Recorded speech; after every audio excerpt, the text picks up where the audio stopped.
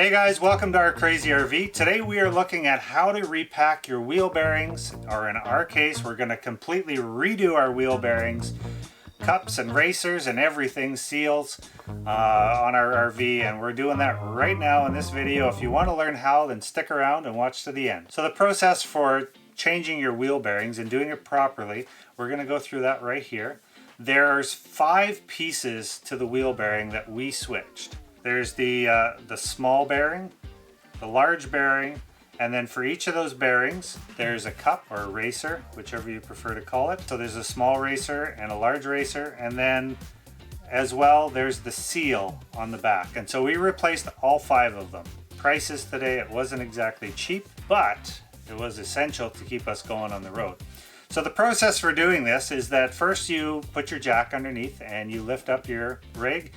We put ours just under the axle. We lifted it up just to take some pressure off, and then I cracked the nuts on the wheel so I could take the wheel off. If you're interested in learning how to change an RV tire first, so you have an idea of how the tire comes on and off and how to properly put it on, if you're looking for that kind of information, we'll leave a link in it for our how to change an RV tire video below. Now that we've cracked open our lug nuts, we're just going to lift it off the ground and finish taking off the lug nuts, take the tire, get it out of its place. So then we have our dust cap on the end of the hub that's there that we have to take off.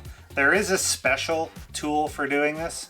However, I'm fine with just using a large screwdriver, large flat nose screwdriver, and you're just going to want to take a little hammer, tap slightly, and it should separate. As you work it around, you can separate that and it'll just pop right off.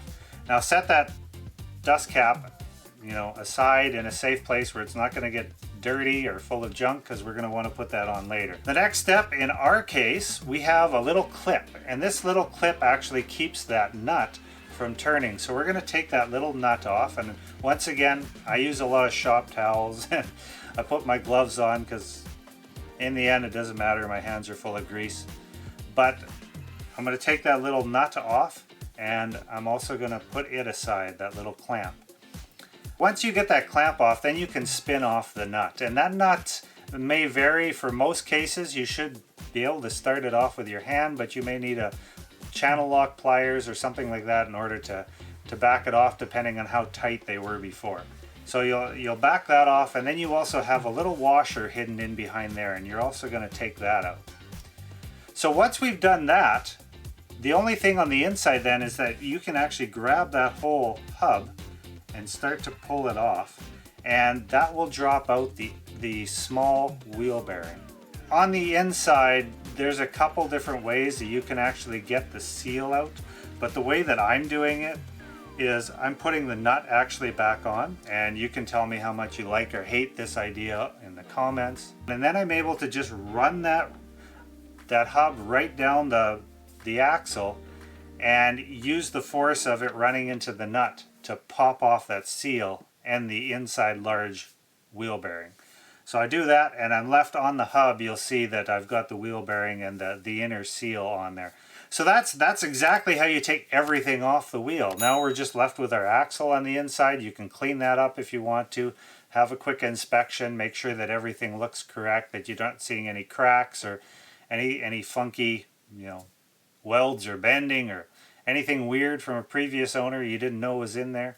So on the inside of this, we've got 2 cups or racers that are on the inside of the wheel that are actually punched down in there, and we want to get them out. In our case, we're actually going to use a large chisel, and this is just a flat tip chisel, and we're going to use that and just punch those out, both on the bottom and on the top.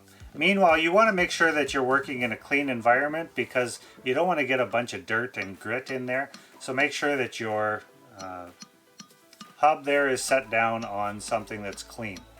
Once you get those 2 out, you just have to work them around, working around the edges, and you'll be able to pop that out quite easily.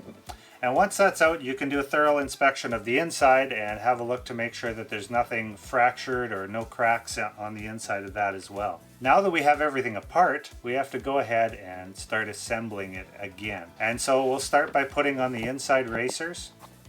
And to do that, we're just going to lay them in there and then using a punch again, we just slowly went around the outside and tapped them in so that they're in place. And then once they're down a little farther, we're able to put a little bit more pressure on them. But you want to be careful as you're putting them in to make sure it goes in even. You can't just push down one side and then the other side. Otherwise you'll end up with a world of problems. So we went and got that all set down properly, both the top and the bottom. And then we used our bearing packer to pack the bearings full of grease. And we installed the large bearing. Now that the large bearing is in place, we can actually set our seal in as well. And the seal goes on the top side there to hold the bearing in place and to prevent the grease from coming out the back side. So once you're done that, you'll flip it over and you'll put in your small race or cup, however you want to call it, and pack your small wheel bearing and put that in as well. You want to make sure that there's plenty of grease in there. And then once that's done, then we're ready to go ahead and slide that on. We can actually take our hub and reinstall it on the axle. So we're going to put that back on. And now we can pack our small wheel bearing and put that wheel bearing in place. Now that wheel bearing is just sitting there and it's being held on by that washer that we took off earlier. So we can clean up our washer, we can put our washer in place. We can also we'll take our nut and we'll tighten our nut up, and we'll use the channel lock pliers, and we're going to tighten that right up, so as tight as we can get it, just to make sure, moving the hub at the same time. We want to make sure that everything is seated in place. We had the issue the year before, as I mentioned in a previous video, that we didn't set it properly and we actually had grease everywhere and the wheel was moving improperly, and that wasn't very good. That was an error on our part, and we fixed that this time. Tighten it, make sure it's placed, that it's not moving, and now we're going to back it off a little bit. Back it off so that it's able to move, and then tighten it up, not just so it's under snug. Now I'm going to reinstall the clip that goes over top of the nut, and that clip is just going to sit there and hold it. You may have to tighten or loosen slightly the nut just so that you can get the clip on. It tends to not like it if the nut is in a certain way. So we're going to put that all together. Then we're going to go ahead and double check everything looks good. Wiggle our hub, make sure that's all nice. Now we can go ahead and reinstall our cap, and that's it. Your wheel bearings are done. You've successfully changed your wheel bearings on your RV.